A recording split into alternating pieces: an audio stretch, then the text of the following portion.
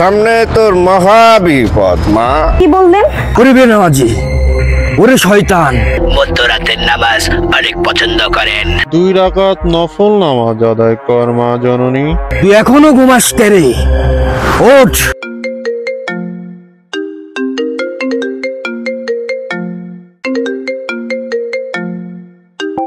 Hello, আসসালামু আলাইকুম ওয়া রাহমাতুল্লাহি ওয়া বারাকাতুহু।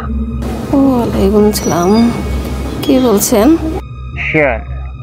আমি জিনের বাদশাহ বাগদাদি ওরফে শাহ সুফি কাবরিয়া সিদ্দিকী বলছি মা।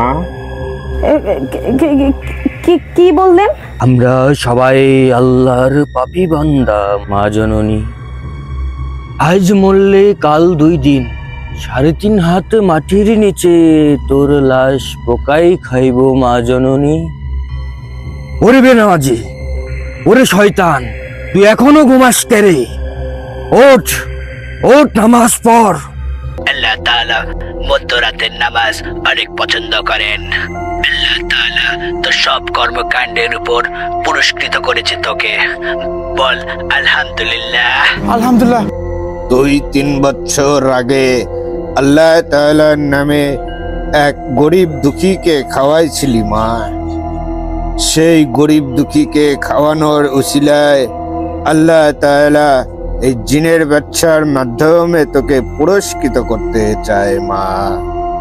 মা বল আলহামদুলিল্লাহ। আলহামদুলিল্লাহ। মা সামনে তোর মহা বিপদ মা, মহা বিপদ। আল্লাহ মা কাফিরিন মুস্তাফা বিন শাফিরিন। 3 হাত দূরে তোর মৃত্যু, 10 হাত দূরে তোর সর্বরোগের ওষুধ। তুই কোনটি চাস মা? বল মা। হুজুর, আমার 2টা ছোট ছোট পোলাপাইন আছে। হুজুর, আমার কি মৃত্যু হইব হুজুর? মা জননী, এখন আমার কথা মতো কাজ কর। এখন ওযু কর মা।